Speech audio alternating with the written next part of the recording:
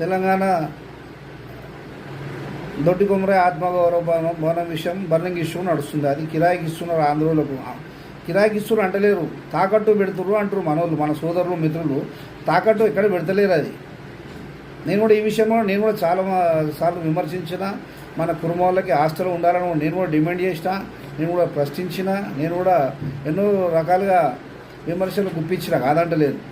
ఇక్కడ మనకు క్లారిటీ వచ్చింది ఏంటంటే, కోకాపేట నుంచి అశోక్నగర్ రావడానికి విద్యార్థులకు అక్కడ హాస్టల్ ఇస్తే ఏంటైతే వాళ్ళకు బెనిఫిట్ అవుతుందో దానికన్నా 3 ట్రాన్స్పోర్టేషన్ ఖర్చు అవుతుంది. అక్కడ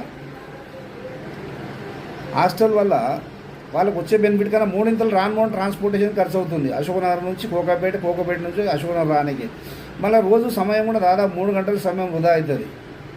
ఆ విషయం కూడా చాలామంది నేను ఎంక్వైరీ చేసిన, విద్యార్థులను కూడా అడిగినా. నేను ఎవరైతే గ్రూప్స్ సివిల్స్ ఇక్కడ మన అశోక్నగర్లో గాంధీనగర్లో చదువు కోచింగ్ వెళ్తుంటారో వాళ్ళని కూడా అడిగిన, వాళ్ళ అభిప్రాయాన్ని.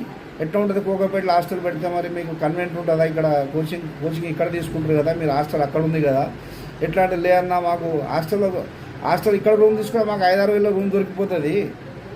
కోకాపేటలో మాకు ఫ్రీ వచ్చిందన్న రూమ్ తీసుకుంటాం, హాస్టల్ తీసుకుంటాం, ఓకే అన్న. మన కుటుంబ సంఘంలో అక్కడ నుంచి రావడానికి పోవడానికి దాదాపు రోజు 3 గంటలు మా సమయం వృధా అవుతుంది ఒకటి.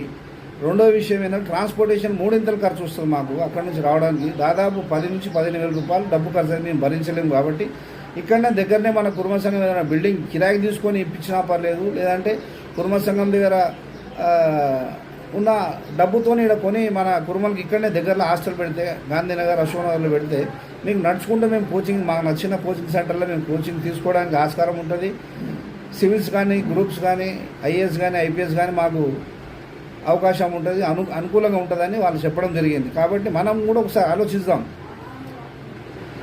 కోకాపేట కుర్మ భవనం కిరాయికిస్తే లాభం ఎంత, నష్టం ఎంత? కోకాపేటలో హాస్టల్ పెడితే లాభం ఎంత, నష్టం ఎంత? అది హాస్టల్లో పెట్టినాం. కోకాపేటలో పెడితే అక్కడ జరిగేది ఏంది? ఇక్కడ మనకు ఎల్బీ నగర్ నుంచి వచ్చే కిరాయ ఆడ హాస్టల్ నడపడానికి ఖర్చు అవుతుంది. అక్కడ నుంచి ఇన్కమ్ సోర్స్ ఏం రాదు కదా. హాస్టల్ ఫ్రీ పెడతాం పిల్లలు కాబట్టి, భోజనం ఫ్రీ పెడతాం కాబట్టి ఇన్కమ్ సోర్స్ ఉండదు అక్కడ.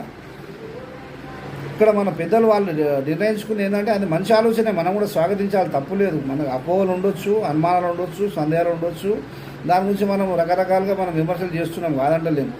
ఇక్కడ జరుగుతున్న విషయం ఏంటంటే విపూర్ణీకరంగా స్పష్టంగా మనకి వాళ్ళు ఆన్సర్ చేయలేదు. దానివల్ల అందరికీ, నాతో పాటు నా తోటి మిత్రులకు, బంధువులకు కూడా అందరికీ వీటి మీద సందేహాలు ఉన్నాయి. కాబట్టి వాళ్ళు ప్రతిరోజు విమర్శిస్తున్నారు, ప్రతిరోజు ఏదో కార్యక్రమం చేపడుతున్నారు. ఇది ఇప్పటికీ ఆపేసుకుంటే మనందరికీ బాగుంటుంది, మన కులానికి బాగుంటుందని నేను మీ అందరికీ విజ్ఞప్తి చేస్తున్నా, అప్పీల్ చేస్తున్నా.